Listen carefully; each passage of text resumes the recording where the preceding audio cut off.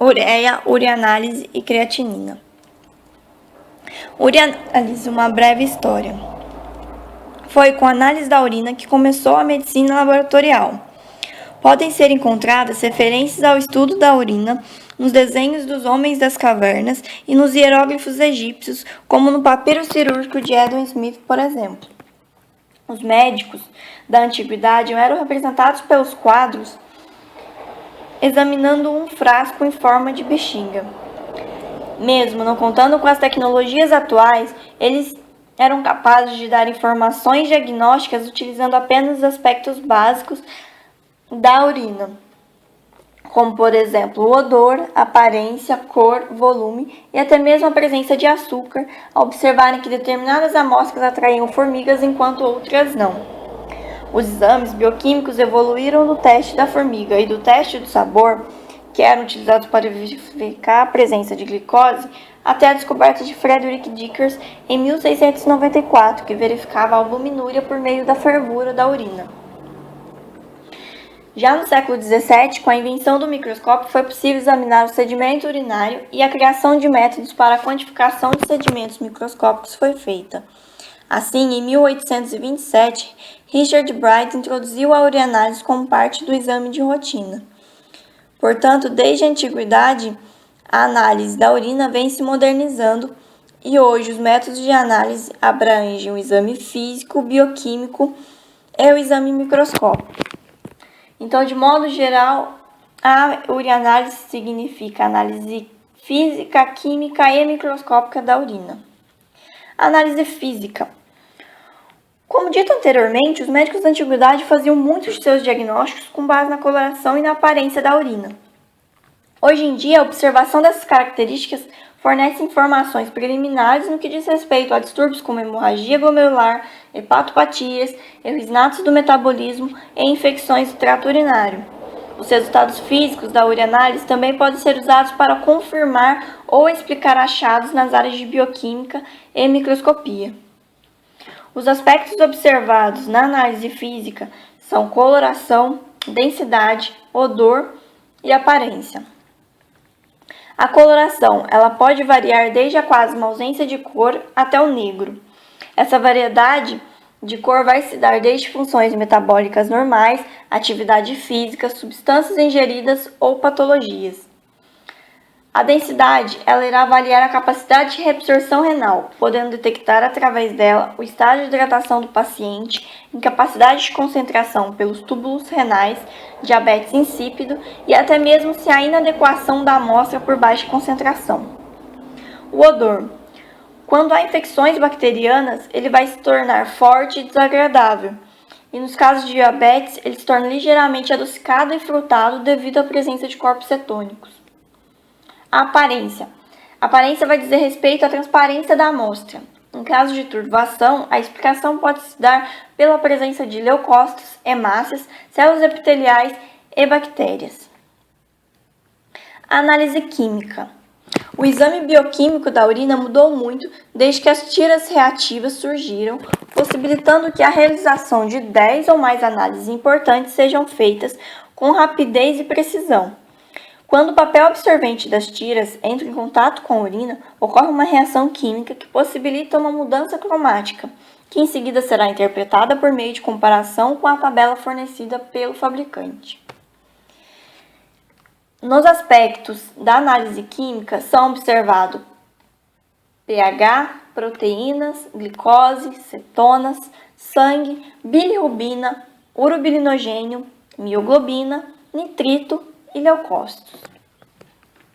O pH, referencialmente, ele vai variar de 5 a 7 e, quando alterado, pode indicar acidose respiratória ou metabólica, assim como uma alcalose, também respiratória ou metabólica, anormalidades na secreção e reabsorção de ácidos e bases pelos túbulos.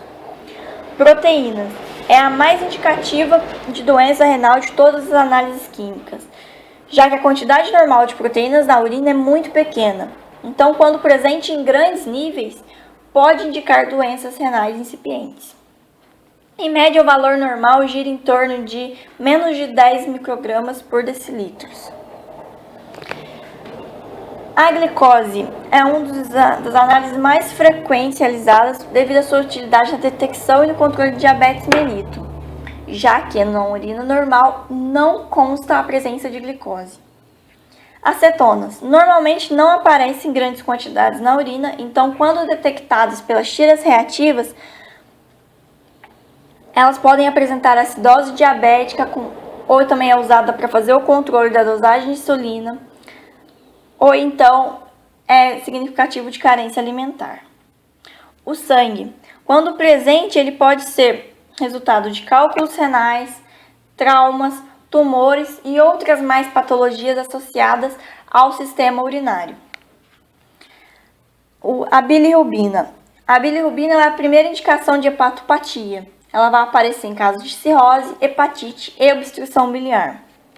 O urobilinogênio, ele é indicativo de hepatopatias e também indica distúrbios hemolíticos. A mioglobina. Ela vai reagir também no teste bioquímico de sangue e pode indicar convulsões, traumatismo muscular, coma prolongado ou então algum esforço físico intenso. O nitrito. O nitrito, quando presente, ele é indicativo para diagnóstico precoce de infecção na bexiga. A presença de leucócitos vai indicar infecções no trato urinário em geral. Análise microscópica. A análise microscópica baseia-se na terceira parte do exame de urina tipo 1 e tem como finalidade detectar e identificar os elementos insolúveis na urina que podem ter origem sanguínea, origem renal, urogenital ou então uma contaminação externa. Como alguns não têm significado clínico e outros são considerados normais, apenas quando presentes em grandes quantidades são indicativos de patologia. Como é a parte mais demorada do exame de urina, só é solicitado quando as análises físicas e bioquímicas apresentam alguma normalidade. As análises microscópicas, então, vão envolver aspectos como hemácias, leucócitos, células epiteliais, cilindros, bactérias, leveduras, parasitas, espermatozoides, muco, cristais, cálculos renais ou artefatos. Como a maioria dessas substâncias podem estar presentes na urina normalmente, é indicativo de patologia apenas quando estão em alta quantidade. E outras delas não têm significado clínico, como por exemplo a presença de artefatos, como pelo ou outros tipos de fibra. O muco e espermatozoide também não tem nenhuma indicação clínica de patologia. Os cilindros, eles são os únicos elementos exclusivamente renais encontrados no sedimento urinário. Por essa razão, eles dão uma visão microscópica das condições existentes no interior dos néfrons. Então, quando os cilindros apresentam uma anormalidade, eles podem ser considerados uma patologia, como, por exemplo, cilindros neocostários, que são cilindros associados a leucócitos. Na presença desse tipo de cilindro, é indicativo de infecção dentro do néfron. Portanto, essas três análises, tanto a física, a química e a microscópica, fazem parte do exame de urina tipo 1. Quando necessário, algumas análises especiais de urina será solicitado para que sejam identificadas algumas doenças congênitas ou doenças raras. Agora, em geral, a urina é constituída por ureia e outras substâncias químicas, orgânicas e inorgânicas dissolvidas em água.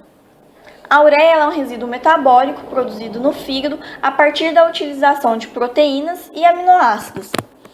Ela representa metade dos corpos sólidos dissolvidos da urina e a principal fonte de excreção do nitrogênio do organismo.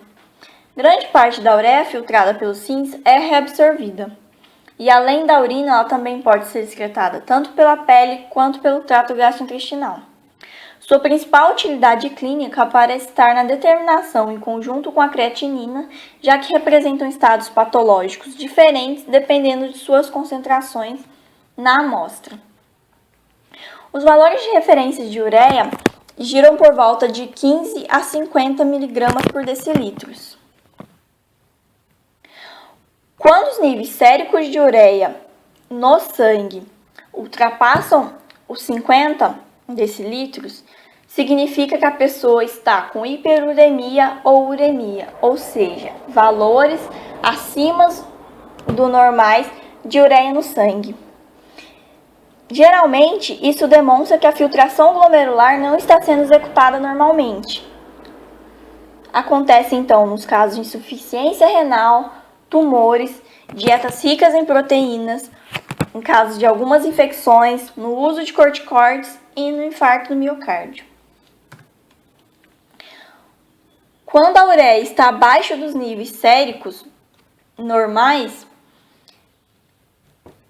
ela quer indicar principalmente casos de desnutrição, uma insuficiência hepática, ou em casos de gestante, ela também pode estar diminuída, em casos de dietas pobres em proteínas. A creatinina. A creatinina ela baseia-se no produto residual da creatina. A creatina ela é produzida pelos rins, pelo pâncreas, e então transportada aos músculos, onde ela é degradada, produzindo creatinina. Por isso mesmo, a creatinina ela é dependente da quantidade de massa muscular e seus valores vão variar de indivíduo para indivíduo. Ela é livremente filtrada pelo glomérulo e é excretada pelo organismo. Por isso, é um importante parâmetro para a avaliação renal.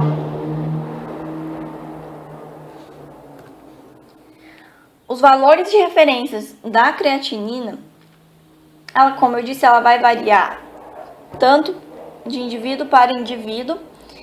Então, ela vai variar tanto de homem para mulher, às vezes para criança, para um adulto também é variável. Então, os valores de referência são de homens de 0,4 a 1,5 miligramas por decilitro, para mulheres de 0,4 a 1,3 miligramas por decilitro, e na urina ela pode estar presente de 14 a 26 miligramas por quilo por dia para homens e para mulheres de 11 a 20 miligramas por quilo por dia. Quando os valores de creatinina estão altos no sangue, ela indica um caso de hipercreatinemia. Então, qualquer condição que reduza a velocidade de filtração glomerular promove uma menor excreção urinária de creatinina, consequentemente aumentando sua concentração plasmática. Os valores de creatinina acima do normal vai indicar uma função renal danificada. Quanto maior os valores, mais severa a enfermidade.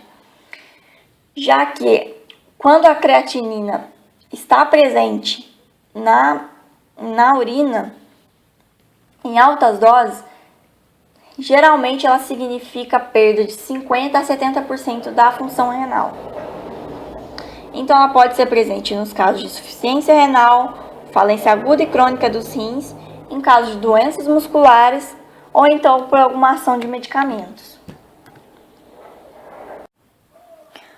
Observação de exames. Nesse primeiro exame, consta-se a presença de glicose na urina, que tem um significado clínico. Pode ser uma diabetes mellitus, uma reabsorção tubular deficiente, alguma lesão do sistema nervoso central ou distúrbios da tireoide. Para ter um diagnóstico mais preciso, outros exames deverão ser feitos. Neste segundo exame, consta-se a presença de nitrito, que clinicamente pode significar uma cistite ou uma pielonefrite. Consta também a presença de proteínas, que clinicamente pode significar uma lesão da membrana glomerular, algum distúrbio que afeta a reabsorção tubular das proteínas filtradas e aumentos dos níveis séricos de proteína. E a turvação possivelmente pode ser provocada pela presença de algumas dessas substâncias. Neste terceiro exame, vemos valores de ureia e creatinina dentro dos padrões. E neste último exame, a creatinina ela apresenta um valor no limite esperado e a ureia está excedendo o valor normal, podendo indicar então uma insuficiência renal ou alguma possível infecção, sendo necessário então outro tipo de exame para confirmação e para um diagnóstico mais preciso. Obrigada.